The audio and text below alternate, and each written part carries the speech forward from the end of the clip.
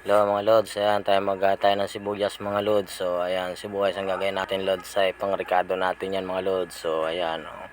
Yan lods, sibuyas lang ang ginagamit ko. Ayan mga lods, so ayan, tatadtarin ko na lods yung pato. Ayan mga lods, pato yan. Tatadtarin ko na siya. Gagatan po natin yan. Adobo sa gata mga lods. Ayan, di ba? Ayan, tadtad. Ayan mga lods, tadtad ko po siya. Ang talas ng aking pantadtad mga lods, oh. Walang palag. Ayan mga lods. So, di ba? Siyempre ayan mga lods, hugasan natin ng maayos para hindi malansa, mawala yung mga dugo-dugo mga lods.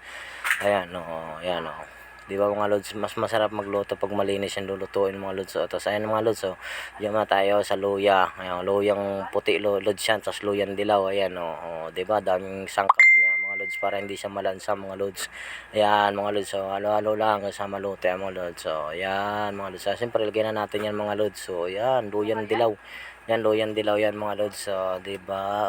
Tapos yan mga lods, ayan, pato yan lods. Yan, ano na yan, diba? Ayan, diba lods, pato yan.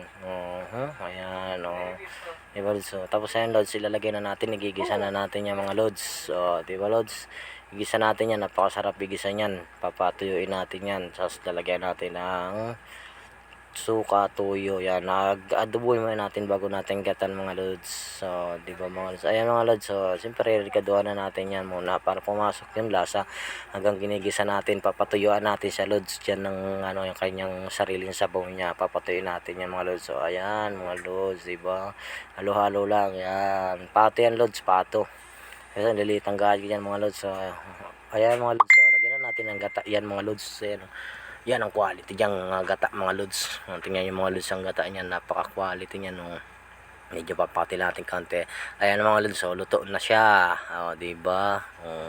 Luto na lods. Pati yung gata niya luto na. Sarap-sarap na niyan mga lods. Grabe. Sili na kailangan yan.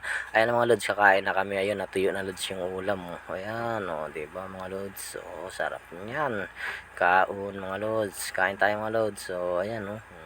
Adobo.